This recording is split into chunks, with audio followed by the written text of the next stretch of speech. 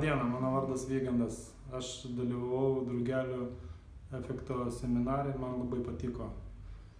Aš atsirinkau savo, kas man reikia, pasiėmiau kai kurios dalykus, kai kurios atsisijavo, kaip ten viena moteris sakė, tvarka namuose atsirado, visos spintos išvalytos, planuojami darbai, vykdomi darbai, kaip tos varlių valgymas, liko bėgiojimas rytais, mankšta. Kavos labai sumažinau, vieną puodelį, galiu pasakyti, dieną išgeriu, bet stengiuosi kavą gerti prabangiai. Ne tai, kad namuose sėdėdamas prie stalo, ar ten mašinoje, kaip anksčiau būdavo Statoiluose, o prabangiai. Ir valgyti kažkur tai su šeimai, kad prabangiai būtų. Ir tokia, gyvenimas kažkiek tai, aš taip įsivaizduoju, kad pagerėjo nuo to, nes pradėjau dar daugiau darbų padaryti. Daugiau planuoti, galvoti priekį, skaityti daugiau knygų pradėjau. Kiekvieną rytą skaitau knygą, jie įproti, kad 30 minučių skaityti knygą kiekvieną rytą.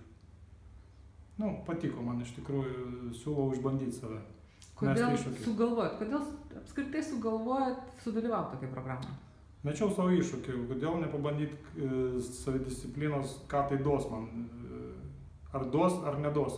Nes šiaip aš disciplinuotas, kaip vadina soldafonas. Labai žiūriu tvarką, iš savęs reikalauju ir sugalvojau išbandyti, ar man tas duos, ką nors ar neduos. Bet dar papildomai dar. Ir šiaip aš pastebėjau apskritai, kad tokiuose programuose dalyvauja tik tai tie žmonės, kurie jau disciplinuoti.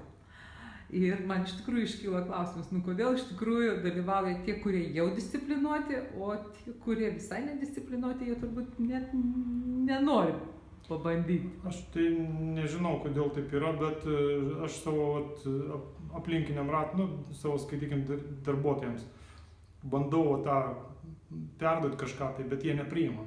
Niekas nenori mokytis. Kažkada aš buvau 10 metų atgal, daugiau gal, dirbau su kosmetika ir direktorius mokė, tą patį irgi dalyką mokė, planavimus visus, viską, pardavimus ir mums nereikėjo to. Kažkaip sakėm, čia nesąmonės, kad čia moku, čia nesąmonės.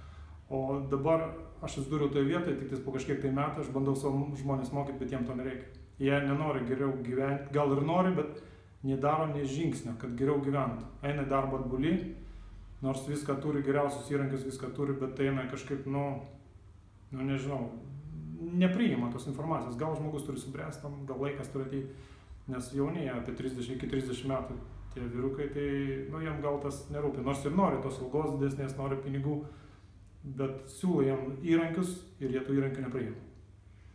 Čia kaip ir visur, sako, turbūt negali tempti to žmogaus, jeigu jis pats nenori. Jo, jeigu nenori, sako, netempti.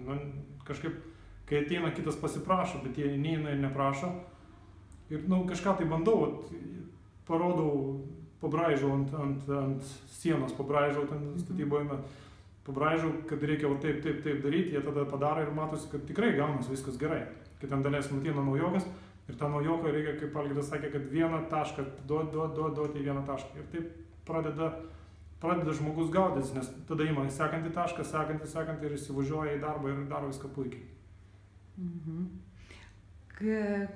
Kas, sakykime, pasikeitė jūsų gyvenime po tos programos?